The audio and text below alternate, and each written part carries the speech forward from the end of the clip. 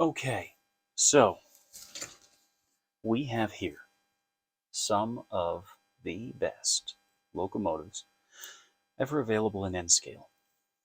Kato, Bachmann, BLI, and Intermountain. Now, I could have chosen similar paint schemes, but for the sake of ease, I want to keep them consistent. And also, the different road paint schemes can help you differentiate, what you're going to be looking at as far as paint quality. These are the ones that are going to kind of show them off the best. I guess the place to start is going to be pointing out some differences in cosmetic appearance. All right. Now we've got our Kato here, and Kato and Bachmann, two of these guys, they injection mold their shells. They stick on a couple of little details like number boards, all right, and horns. Of course, on the Kato, you have to stick them on yourself if they come loose in the package, which these did. But this highlights, okay, these are a removable part. So, one thing that you'll find is with the different brands, the complexity going up tends to go along with the cost increase. And we'll talk about that later.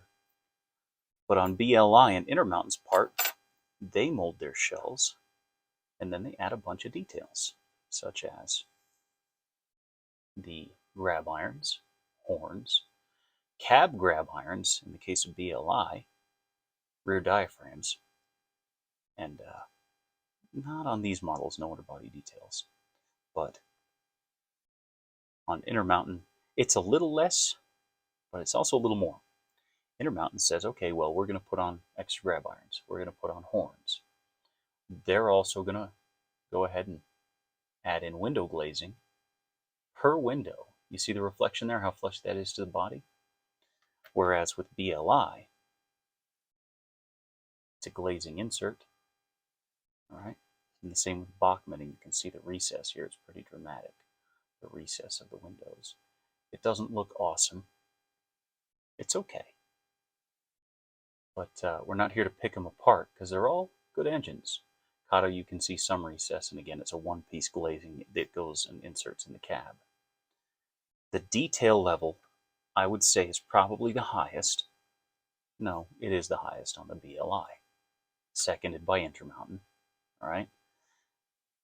And then Kato, because the details on the Kato are more crisp and well molded than they are on the Bachmann by a margin. Okay. The Kato is by and large the favorite of people because they have a bunch of road schemes, very popular US railroads. I can tell you that the Kato paint quality has increased a bit over the years, but sometimes you'll see that they have a little line in the paint on the side of the nose of the cab there on quite a few of their engines because their pad printing process is sometimes a little bit semi-opaque. All right, Bachmann, their paint, a little bit too thick. You see around those grabs on the next to the cab, you see all that excess paint. It's smooth. If you paint strip this shell, it's actually a lot more crisp in detail than you would think. Their paint is applied very heavily. But, for some of us, that's a boon. BLI has very crisp details and stripes and pad printing. Their body paint is really good. But something you don't get on anything but Intermountain, check out those side grills. Great printing on those side grills. And on Intermountain, stainless inserts. Those are laser etched stainless inserts. So you see there's the body paint through the grill. You can see into the grill along the whole body. It's a literal grill. It's a really nice detail. Sometimes they'll pop out. You can glue them back down. But for the average Joe modeler, seeing something like that on the shelf is really quite impressive. Let's talk about couplers. Intermountain uses Microtrain standard couplers. BLI uses Microtrain standard couplers, if I'm not mistaken. Kato uses their proprietary knuckle couplers. They're all knuckle couplers and they all do mate, yes, but they're not all the same. Bachmann uses their own knuckle couplers that are the biggest of the bunch. They stick out pretty far. You can see that coupler box is sticking out past the end of that locomotive. Not so much a problem on the rest of these. The Kato, close to the body. The BLI, with the diaphragms, it's almost flush. That is a nice feature, and I'll tell you that the diaphragms make a huge difference in modeling if you've got an eye level of your trains. And then the Intermountain they use, relatively well inset, but not terribly close to the body microtrains couplers. One cool feature I love about the cosmetics of BLI is with certain locomotives, they give you like a freight pilot. Look at that. That's from the factory. That freight pilot, not a freight pilot, a streamline pilot. That would have been found on the front end of named passenger trains post-war. And that's just a cool, cool, cool feature. All right. Between the four of these, it's really hard to say which one's the best. If you want that really cool stainless grill and the extra details, Intermountain is great. That stainless grill on there, and then the grab irons that look real good. You can see them there on the nose, next to the lower headlight, and on the back of the body, and the stainless applique on the side of the Intermountains. If you get a Santa Fe unit or a couple other road names, really good work. Intermountain has great paint, and their color for the Santa Fe, pretty accurate. You'll have to forgive my lighting here. I have a little LED lighting set up around the workbench, so it's hard to get it right up close to the camera. But anyway, between these four, there's no clear winner, because if you're talking about, well, these ones have a lot more cosmetic details, yeah, but they tend to cost a lot more, all right? The Katos are extremely affordable. They look great. And honestly, ask yourself, from 5 or 10 feet away, can you even see all those little extra details? Most people can't. Arm's length is hard enough for some folks. Put this across a room, it's just a nice little paint job on a little bull-nosed F unit. It really boils down to personal preference. I will say if you're a rivet counter, Kato's good. They don't have this standoff details, and some people think those are silly, but the grill details on the BLIs are better. All right, objectively, they're just a better laser print because they were done on more modern machines that cut the shells. The Bachmann is not a winner for rivet counting, but they have some beautiful paint schemes, and their colors are good. You can see the Omaha orange, and I forget what they call the green on here. We'll call it Empire Builder green. Pretty accurate, nice coloration on that paint job.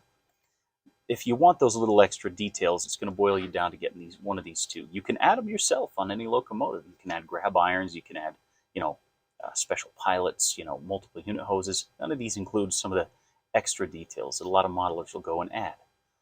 I'm over talking the cosmetic thing, but it's important to a lot of people, to see them all side by side and to know what the difference is between them, the different product lines. So let's dig in a little bit on what's also important is what's under the shell. And I want to show you guys the chassis of all four of these locomotives so you can see they are all mechanically different, every single one of them, and in some very surprising ways. Okay, now try and tell me that any of these look remotely similar. It's amazing the amount of engineering that goes into each and every one of these models. So, Bachmann, Kato, BLI, and Intermountain. There are a few different changes in the different generations of each, and we're going to cover that briefly. This is the latest Bachmann chassis, and the reason I'm focusing on these that are in front of us is because this is what is currently available. All right, the current Bachmann chassis, it is 2 slabs of weights. It's a left and right frame. It is half height, the frame. Not maybe half, maybe 2/3 height inside the shell. And there's a significant clearance on top for a DCC board. And this DCC board is factory installed. Nothing to do on your end. You just plunk it on the rails and run it. All right. This Kato, this is the current generation of chassis. Now they're really easy to spot. All right. On the current generation of chassis, if you're looking at a Kato locomotive and you're not sure which one it is, you'll see on these the brass contact strips on the side. You'll see them underneath the shell. You can see those brass contact strips and these little, what would you call it, chassis supports. It's like a triangular chassis support there and underneath on the front of the truck there, all right? So you can tell just by looking at the side of a Kato if it's an old generation, which will not have these brass contact strips, or the new generation, which does. The old ones had a two-piece metal truck that just contacted the underside of the actual chassis itself. That's not what's important. What is important is that these are very, I want to say, probably the best design, right? And here's why. The contacts run their current up the side to the board. This is a one-piece chassis, not a split-frame chassis like the Bachmann, like the Intermountain, like other Katos. The split down the middle, left and right frame, that works well in a lot of situations, but for this one, for such a wide body, they used as much lead as they could, and it's not lead, it's just cast pot metal, but they really filled out the shell. It's got a lot of metal. There's metal under the fuel tank here. The whole thing, except for a knockout on the sides for the plastic coverings for these contact strips so they don't hit the frame, because then they would short out. And then, of course, there's plenty of room inside for DCC. You can replace this board. It's a drop-in installation, and you'll see my other video that I posted last year. That one is a great example of how easy it is to do a digital install, but you have enough room to also do a sound module and add a speaker. And it's got the details here from the cab. You don't get that in the Bachmann. Bachmann's just an empty shell, and you see that one-piece glass glazing. So, Kato, clear step up in detail from the cab insert, and it's slightly heavier. I will tell you the Kato has one of the best tractive efforts of all of them, as far as how many cars it can pull on a straight level track. Next, we've got the BLI, and the BLI is a special case because these are a recent development in the industry. We've been making them for just a few years compared to the rest of these. BLI is doing a good job. I won't say great. Their chassis is a little light. This is a plastic speaker. This whole section here, this is a speaker. They have digital pre-installed with sound. But because of the sacrifice they made on space, this section here, this is frame, but this is all speaker, and this is all cut out for the electronics and the cab insert, which looks great, and then more electronics for the headlights, because the BLI has separate number board lighting, which is super, super cool. We'll show you all the lighting features later in the DCC stuff, but their current comes up through contact strips here, right? And then is ferried up to the digital board inside the chassis. But yeah, it's a good modern design. It's just a little light. And because of that, they suffer massively on tractive effort.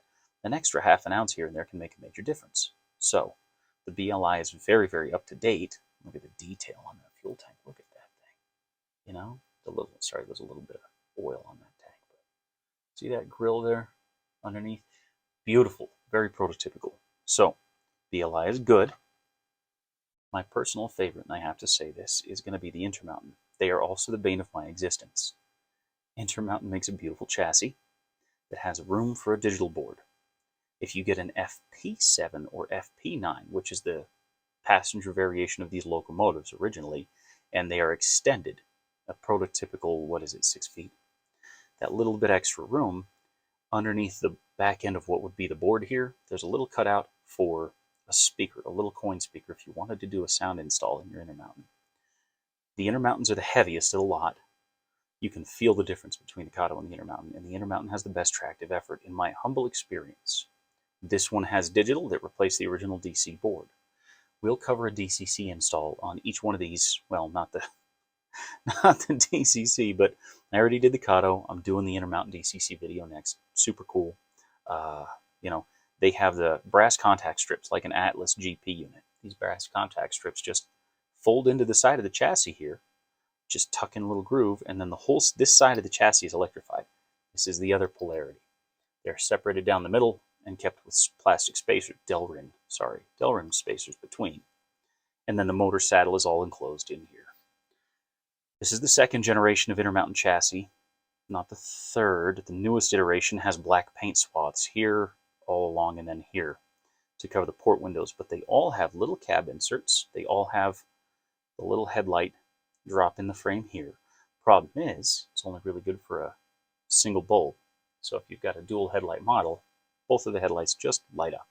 And because of the frame's proximity here to where the lower light should be, it takes a lot of extra special work and care to do a custom two headlight lighting setup on the front of an Intermountain. So you see here, 2 bulbs, nope, 1 bulb, 2 lights. So that's something to consider. The Intermountains have a great, simple design. I will warn you that if you ever see one that looks like it has spidering cracks, years ago, Atlas Rivarossi contracted to make steam locomotives. I believe it was the Atlas Rivarossis, and boy, I hope my mind isn't failing me already on that. But they had what was called a Zamac frame, and that was a cast metal that would rot. It would pick up oxidation or acid or whatever was in, the environment, atmospherics. It would swell up and crack. Well, Intermountain's first couple runs back in the mid-late 2000s, they had a bunch of frames swell and crack, and I still own some, just to remind myself that no maker is perfect, even if you love their stuff. If you have one of these and the shell looks swollen on the sides, if it is split in the back here, and usually the rear door is missing as well, but if the back end is split and it looks a little fat on the sides, you have frame rot, you need a new frame. There is no saving it, period, flat out, dead stop. So that's rare, but if you're buying old units, if you're buying used locomotives, which is commonly the case on eBay and N-scale swap groups on Facebook, be cautious. If the shell looks bowed, right? Bowed outward at the side. And if it's got any cracks in the back or it's missing the rear door, frame swell is almost guaranteed, and it will ruin your day. So between these 4, there is no best.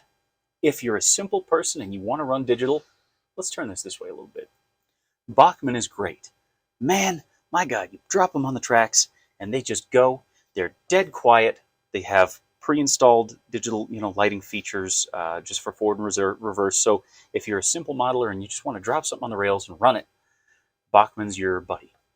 The catch is they're hard to find right now. They haven't been producing many runs in the last couple of years. So right now, these are a little bit tough to track down.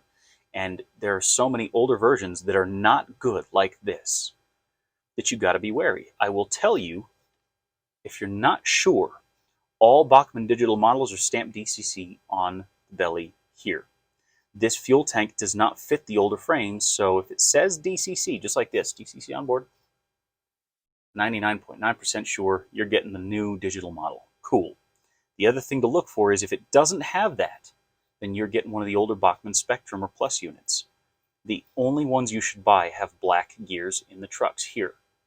Look in the gears between the axles. If they're black, you're good. If they're white, do not buy it. Those white gears in the trucks always split, period. I know if you're a seller and you've got those, you might have gotten stuck with them. I recommend you sell them for parts. It's not good to buy, and it's not cool to sell, especially because if you put them on the track, some people say, oh, they run great, and then you go put it on the track and it's tick, tick, tick, tick, tick. Every time the gear hits that open tooth, it's banging down on the next tooth from where it's split in the gear. It's a mess. All right, now Katos. This is your primary option right now. You can go to any major reseller and you can buy your Kato F units and drop them on the track and boom, run them. And then when you want to go digital, you can drop in digital, boom, run them, easy. The cost is a little higher. The MSRP on the Bachmanns, I think, is pretty similar to the Katos without DCC. But with the Kato, you get better cab detail. You get cab detail at all compared to the Bachmann, which doesn't have it. You get a better electrical scheme, a heavier chassis. It's not as quiet. The Kato, surprisingly, is still not as quiet as the Bachmanns, right? The new DCC Spectrums, these are amazing. But again, they're not all perfect. If you want cab detail, if that's important to you, you want to run a second little light bulb right back here and light up the interior cab and drop a little engineer in. After you cut his legs off, you glue him in and you paint the back wall green. Cool. Katos are awesome for that. They're easily customizable and they're pretty much bulletproof. Now BLI, there's very little you can do for this chassis. I would say that if you're crazy like me, you'll pull out this speaker, ferry these speaker wires through a 2-pin connector to a box car or a passenger car or a dummy B unit and put the speaker in that unit and then plunk a ton of weight right back here where this speaker was. And that extra, quarter ounce or whatever, that's going to give you a significant amount of increased traction. I've done it. It works. You get this super nice cab detail that you can work with, all right? You can glue an engineer in there. You could even do cab lighting if you wanted to, off of the DC pickup. It's not as easy because these come with a decoder and they don't, as far as I know, these decoders don't have any function outputs that you can add. You could try and wire it in with the for primary, secondary headlight or your number boards. And those are all surface mount LEDs. Their traces are accessible on the board. But again, if you're the kind of modeler who's going to be doing that, you're probably not watching this video. You already know all this. And I love you for it. All right? As far as detail goes, BLI is great. They don't pull quite as much. But that DCC sound, and oh my God, for the price, you can find these single units for 120, 140 bucks here and there. And that's fully detailed shell, digital command control, sound, everything all installed. So if you want DCC, that can be a deal because your Kato might run you 70 to 100 bucks for an A unit, depending on where you're shopping. And then you got to spend another 60 or 80 to put a quality sound decoder in there. Bachmann's DCC board is very basic, no frills. It's a $20 DCC board. That's what it's worth. It's no better than a $20 Digitrack so you can drop in. This is a nice rig with a nice sound decoder, and they're pretty reliable. I would recommend them if you want to get into sound because they'll run on DC. That's the coolest part. They're dual mode decoders. So are the Bachmann. Let's back that up for a thought. These are DCC on board, but they run perfect on DC. Don't be scared to dig into the Bachmann and say, well, I'm going to run it on my DC layout. And when I grow to a point where I'm running DCC and 10 locomotives on one track, you can still use this just fine. So DC or DCC, that's a skill of the Bachmann. It runs amazing. The BLIs are good on DC, but the sound feature may annoy you and you can't adjust the volume. And they're loud. So be forewarned. The Intermountain. Pull like a mule. Digital install is pretty straightforward. There's 2 generations. One of them, see this little contact pad here and the round one here on the other side. Either side of these 2 resistors. Those contacts go down to the motor. Earlier generations have brass contacts coming up, sprung contacts from the top of the motor, and of the later generations are wired. These are wired, right? It's all going to be covered in the DCC install video, and I'll have both chassis there to show you. If you don't care about digital and you're just running DCC, Intermountains run sweet. They're reliable. They're not always easy to speed match, but if you break them in, lubricate them correctly, and you break them in with running, usually they'll even out and be a lot less temperamental. Digital makes it easy because you can just set the top speed for each, and then at like half throttle, they'll all speed match because it's a gradient curve. Their starting speeds are all usually pretty similar. So mechanically, you see the differences here. You see what we have to work with here. I cannot say that any one is the best because the strengths cause a heavy puller, biggest space for a digital install. Bachmann's the cheapest on DCC, and it's the smoothest, quietest runner consistently. Obviously, quality control will decide whether or not you get the quietest, but it's a fact of life with these. These are 2 really good, reliable models that you can trust to drop on the rails, and they'll run for days or forever. And with the Bachmann, if you ever had a problem with the decoder board, Bachmann's warranty is pretty good. Kato, also good warranty. Good luck ever needing to use it. These things, the quality control is fantastic. BLI quality control, not as good. If you get a good runner, they usually stay that way. If you have problems with the digital, they do honor the warranty, but just be forewarned, you'll have to be patient with it, and and that's something to consider is that they're more complicated and it's a smaller company, so that your dealings with them are just, in my friend's experience and one time my experience, just a little bit more of a patience tester with them. Intermountain, good customer service. The parts are available if you have something break or whatever. They're pretty reliable. I would say that you can't go wrong with any of these.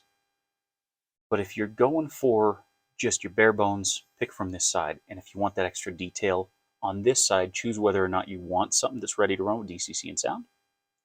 Or if that's not important to you, the detail is so similar, and in some cases, like the side grill's a little better on the Intermountain, that's the way I'd go there. But you're not going wrong with any of them. As long as you get a good runner off the bat, you're probably just fine. Now, I want to take it to the track and just show you each of these, how quiet or noisy or smooth or choppy they all are. I hope this has given you guys a good idea of what you're dealing with here. Oh, before I go, Bachmann's interior shell, real simple, light insert for the nose light, and then the plastic insert for the cab glazing. Here's the Kato. Bad fingers still. That's why I work with these. Glazing for the sides, they go in and cover the portholes here, but these assemblies, the glazing in the side, also hold it onto the chassis. That's what these loops are here and here, right? They have separate glazing for the headlight, and it'll be a dual headlight or single headlight glazing, and then they have the glazing for the windshield and side windows, and it's thin, and it's molded to pop out, so it really is close to body flush. It's not a vast difference between this and the Intermountain, who glues theirs in, but I'll show you. BLI, Kato style window insert. It's a 3-piece, side, side, and front window. All right, and then they've got separate inserts for the number boards. For the look, you can see in the light there. See that? Number boards, and then both headlights, and then there's no clip-in glazing. They have press-in glazing. So look at that in the light there. See that? Glazing on the sides for the portholes. Super nice. There's even a little piece of glazing in the back window there underneath that diaphragm. So that's pretty cool. And then Intermountain, of course, on this level, they take the cake because they have the separate headlight inserts. All right, they have separate number board inserts, and the number boards light up on an Intermountain. I want to show you here if I can. Got my little LED light, and see those number boards lit up? Pretty cool, huh? And then the glazing for the windows is individually applied from the outside, and it's glued in 1, 2, 3, 4, 5, 6, 7, 8, 9, 10, 11, and then the door is a separate detail as well as the outer frame, door frame detail. Now, one thing about the Intermountains is, and BLI does this as well, they have separate roof detail inserts. So these are assembled. These are cast as one piece, but the Intermountains are actually glued together in separate pieces, and you can even see the little seams there for the dynamic brake fan panel right there. And then some of the passenger units, you'll have the steam generator detail right here, and that's a separate little pop-in piece. So as far as road-specific detail, Intermountain is awesome. BLI is real good, all right, because they've got road-specific things like louvers, and the side panel detail will be different for different road names, even for the same engine. Like this is an F3. Some of them don't have the louvered panel in here, I believe. I know that when Intermountain did F3, some of them would and would not have that insert there, the chicken wire insert on the side, based on the road name. And then, of course, with BLI, you get sometimes you get that special pilot, and then they've got all the different grabs added on. You can see those grab irons there. I mean, how cool is that, right? Yeah, they're giant, and I dropped it on the floor. Yeah, they're not to scale. Yeah, the grab irons are not to scale. But way over there, way over, corner of your eye. Most people aren't ever going to really notice that. It's when you get up and you're holding it up close. Hey, wait a second. This grab iron would be 10 inches thick or 8 inches thick on the scale level. These are models. They're toys. You know, we can rivet count as much as we want, but we don't take it too seriously on this channel because mostly we just like to watch the pretty trains go roundy round. So I hope this gives you a better idea between the cosmetics and the mechanicals. Gosh, I almost feel like I'm rambling, but I've covered so many different things on these little guys. Let's get them over on the track and, just show that, yeah, they all run pretty smooth. Really, there's not a big comparison in that department. Any one of these is going to be a good decision. It's just if you need to pull a lot of cars, you go for the Intermountain or you go for the Kato. And if you don't mind a little less pulling power, the Bachmann, and then even a little less than that, but boy, that sounds so good. You got your BLI there. Okay, let's go run them. All right, welcome to the Green Foam Express. Let's turn that just a little bit. So here's your Bachmann, all right? And we've got our Intermountain, our Kato, our BLI. Just a quick example, this is the Bachmann on DCC. All right, we've got our headlight, silky smooth operating, forward and reverse. A little bit more noise in reverse, but that's because she's not broken in. This thing is brand new. I mean, and probably made 6 or 7 years ago. But I'll tell you, they're quiet. And that's on DC. It runs the same on DCC, so I'm not even going to bother showing you that. Here's the Kato. And of course, the Kato, infamous for being the smoothest runner. I have the microphone here clipped right in front of the iPad. I want you to know that if you place your microphone on the table, real noisy, doesn't give you a good actual idea of what the thing's going to sound like running. You can see those number boards lit up along with the headlights. Kato uses an annoyingly yellow front light. Not prototypical. Gold and white's usually the winner. Speaking of which, so let me switch my little plug over here. And we're going to show you the Intermountain and the BLI. I'm going to go over to DCC. Okay, now here's your Intermountain. All right, we're on DCC. I have my ESU throttle control here. Headlights. That is the stock LED from Intermountain.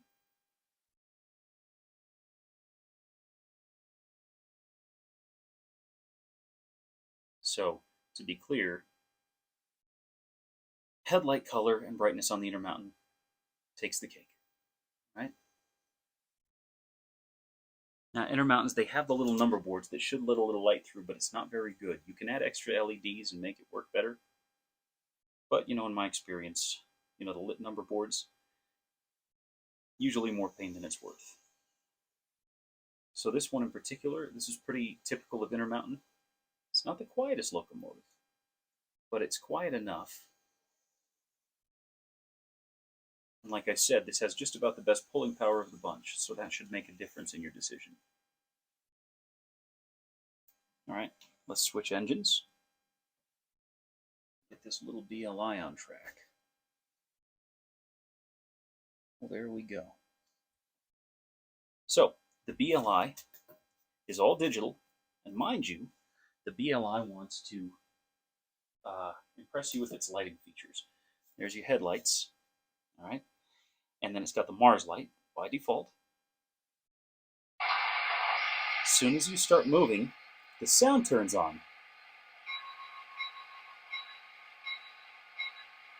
Now there's about 2 feet between the camera and the microphone and this locomotive, right?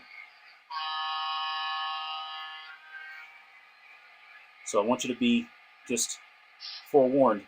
You'll probably want to turn down the volume on these things.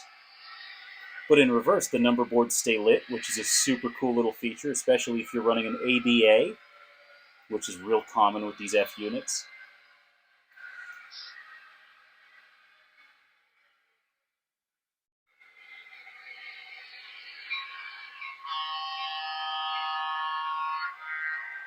Now, just as a point of example, if you turn off the sound function,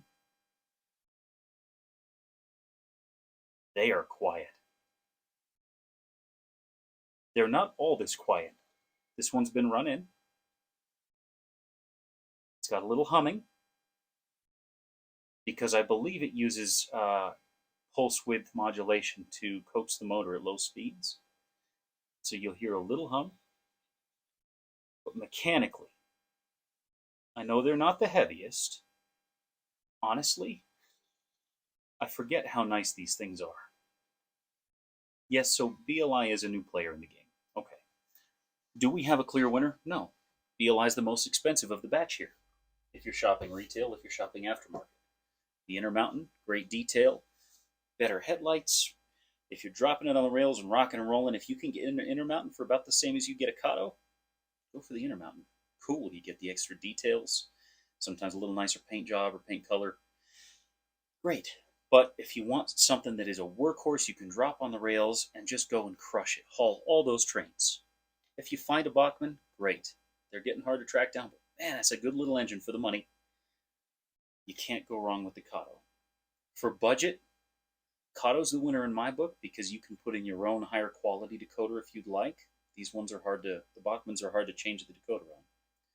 Kato is the winner for value. Kato is the winner for reliability. But because they are getting a little long in tooth as far as the detail goes, you know, and you've got such sweet competition from BLI over here. The only catch, like I said, is they're light. So if you're running long trains and you want the detail, go for the Intermountain. Long trains and you don't care about the detail and you're not running digital, Kato, Bachmann. I hope you understand where I'm going with this. For your use case, it's going to be different than every other layout unless you're copying someone's layout. And where's the fun in that? So I'm going to leave you with this thought. What is wrong? And I already know the answer, but what's wrong with buying them all? What's wrong with having one of each? Have a few road names, have something different to play with. This hobby didn't used to have the variety that we have now. You can get an RS11 from Atlas from a few years back. You can get yourself I'm looking for an example. You can buy yourself steamers. You can buy yourself Z-gauge and run this on your coffee table. There's no reason to pick one brand and stick with it.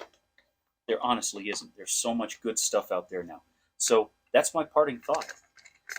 If you've got to choose one, I think you know which way to go. But if you can, buy a few. Make it fun, play with them. Find which ones are better for running long freight. Find which ones highball your passenger set better. Or if you want to play with yard functions and lights and things like that. I mean, seriously, this thing is just so cool. And you've got functions on this for yard radio chatter. You hear that?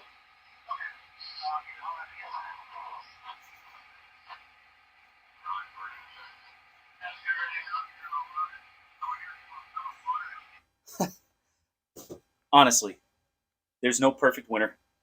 I just wish you guys the best of luck. And for the ones that don't come DCC pre-installed, I'll have videos for all of these on how to do it yourself.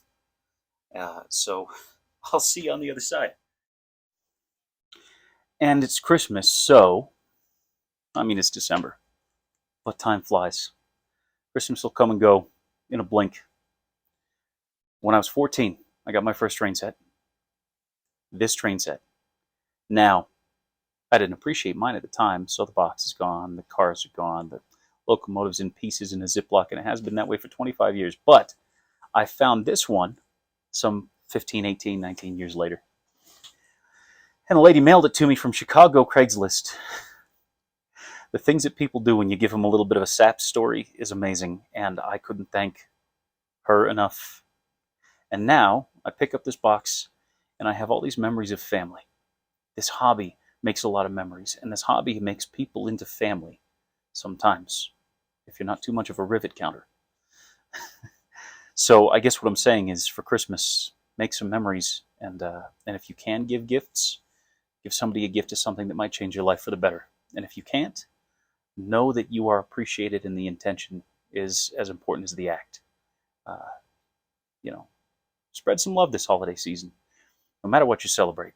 And I guess if you can, like, comment, subscribe down below, because I have more stuff coming, including little stupid videos on train sets and all the doohickeys I pick up along the way.